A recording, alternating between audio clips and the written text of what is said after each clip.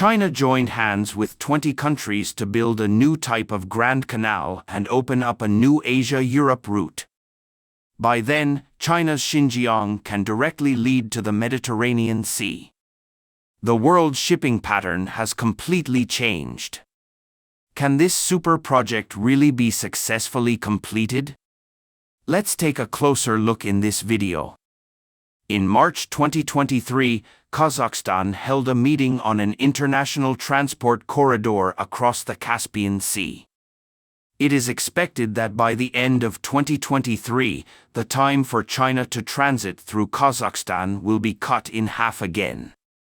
The Trans-Caspian International Transport Corridor, also known as the Middle Corridor, runs through China, Kazakhstan, the waters of the Caspian Sea, Azerbaijan, Georgia, Turkey and the Black Sea, to European countries.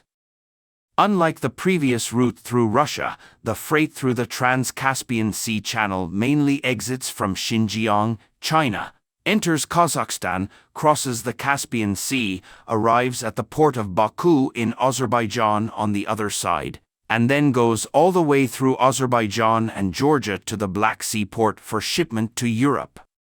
Compared with the traditional Eurasian continental route, the Trans-Caspian International Transport Route bypasses Russia. Under the complicated geographical environment, a new transportation channel has been opened up, and the transportation route has been greatly shortened. Both Kazakhstan and China have brought great benefits. So in addition to the combined railway and sea transport, is it possible to build a canal across Kazakhstan to directly transport Chinese goods from Xinjiang to the Mediterranean Sea? From the map, although Central Asia is arid, there are various inland seas and lakes widely distributed. And on the east coast of the Caspian Sea is the Turan Plain, the sixth largest plain in the world. Digging canals on plains is relatively easy. If these lakes and rivers are properly planned and connected, it is entirely possible to open a new canal through Kazakhstan and directly connect China's Xinjiang with the Mediterranean Sea. For a long time, the most important route from China to Europe is to start from the coast of China, enter the Indian Ocean through the South China Sea and the Strait of Malacca, then enter the Red Sea, cross the Suez Canal to the Mediterranean Sea, and finally go to European countries. The total mileage is as long as 15,000 to 20,000 kilometers. Moreover, it is bound to pass through the geographically complex Strait of Malacca on the way. The strait is an international waterway connecting the Indian Ocean and the Pacific Ocean, and it is also the main channel for energy transportation in East Asian countries, known as the Sea Lifeline. Due to the complicated geopolitical relations in the Strait of Malacca, the United States has also stationed the Changi Naval Base in Singapore for the purpose of controlling the situation in and out of the Indian Ocean, and China's energy security is therefore greatly threatened. Therefore, how to break this predicament has become a top priority for China. In addition to the traditional Indian Ocean route, as the global climate warms, the Arctic route around the Arctic Ocean is also becoming possible. The Arctic route starts from the coast of China, crosses the Sea of Japan and enters the Pacific Ocean, then crosses the Bering Strait to enter the Arctic Ocean, goes west along the Russian coastline, enters the Atlantic Ocean, and finally reaches European countries. Taking this route can avoid passing through the Strait of Malacca, but the disadvantages are also obvious. One is that the distance is also very long, ranging from 10,000 to 20,000 kilometers. Second, the Arctic route is still immature.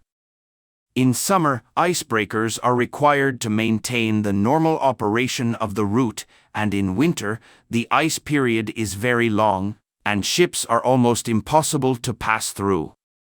Moreover, there are fewer economic activities along the route, and the economic value is far lower than that of the Indian Ocean route. In addition, most sections of the Arctic route pass through Russia, which is very easy to be controlled by Russia. Apart from the above-mentioned two north-south waterways, is there no other waterway to pass through? From the map, the closest part of China to Europe is Xinjiang. It would be great if there was a river in Xinjiang that could lead to Europe. From the distribution map of water systems in Xinjiang, we can see that there are hundreds of rivers in Xinjiang, almost all of which are inland rivers. The only outflowing river is the Irtysh River, but this river is very unique. After it flows out of Xinjiang, it goes all the way north, and finally flows into the Arctic Ocean, becoming the only river in China that flows into the Arctic Ocean. If this river can be opened up to become a canal, then ships can go directly to the Arctic Ocean from northwest China, avoiding the most dangerous section of the Arctic Ocean and shortening the mileage by thousands of kilometers. The middle and lower reaches of the Irtysh River have plenty of water, so it is no problem to get through the canal. According to reports, in 2016, several South Korean cargo ships arrived in Pavlodar, Kazakhstan along the Irtysh River, indicating that the middle and lower reaches are ready for navigation. But from the map, we can also see that after going out to sea from the Irtysh River and entering the Arctic Ocean, it is indeed more convenient to go to Northern Europe, but to go to Italy, Greece and other southern European countries still needs to make a big circle, and the mileage is also not short. Is there any closer canal line that leads directly to the Mediterranean Sea? If a new canal can be dug from Central Asia to Europe, the navigable distance will be greatly shortened. This idea may seem like a fantasy, but it is not impossible. The Volga River in western Russia is one of the most important rivers in Russia and is also regarded as the mother river of Russia. In order to connect its various sea outlets, the Soviet Union built a number of canals to connect the Caspian Sea, Azov Sea, Black Sea, White Sea, and Baltic Sea. This is the famous navigation on the 5 seas. Today, these 5 canals connected to the Volga still play a huge role in Russia. From the map, the Volga River, the main river of navigation on the 5 seas, is 1,200 kilometers away from the Irtysh River. If a canal is opened between the two, then, starting from China's Xinjiang via Russia's navigation on the 5 seas, heading south via the Black Sea into the Mediterranean and reaching European countries, the mileage will be greatly shortened. But the distance of 1,200 kilometers between the Irtysh and the Volga is too far to dig a canal on flat ground. Therefore, the most ideal solution is to use existing rivers, such as the Tobol River, a tributary in the middle of the Irtysh River, and the Kama River, which flows westward into the Volga River. But the difficulty is that between Tobol and the Kama River lies the Ural Mountains. The mountain range is the natural boundary between Asia and Europe, with an average altitude of about 500 to 1,200 meters. Fortunately, the Ural Mountains are not as towering as the Himalayas, and the terrain in the middle is relatively low. The flat altitude is only about 300 meters. There are many small rivers running through the mountains on both sides, almost running through the entire Ural Mountains. As long as these river channels are dug deep and utilized, they can be built into a usable canal.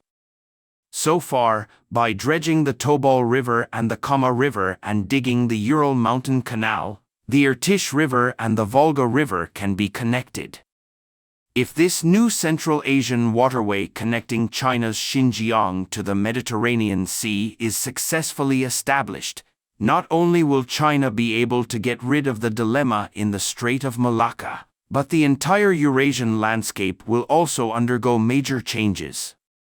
a project of the century that starts from China's Xinjiang, crosses Kazakhstan, and connects the 5 seas via Russia will appear. European energy, minerals, food, industrial products, etc. can be continuously transported to Xinjiang through the China-Russia-Kazakhstan Grand Canal. Then it is transshipped from Xinjiang to various parts of China, and Chinese goods can also be transported to European countries through the canal. In addition to the land bridge, the Eurasian Continental Bridge also has a bridge over the canal, which will reshape the geographical pattern between Asia and Europe. Once the China-Russia-Kazakh Grand Canal is opened, Xinjiang will naturally become the bridgehead for China to connect with Central Asia and Europe, and the rise of Xinjiang will come naturally. The rise of Xinjiang will inevitably further enhance China's comprehensive national strength and influence in Eurasia, and consolidate China's status as a world power. Thank you for watching. If you enjoyed this video, don't forget to like, comment, and subscribe to our channel for more great content. See you next time.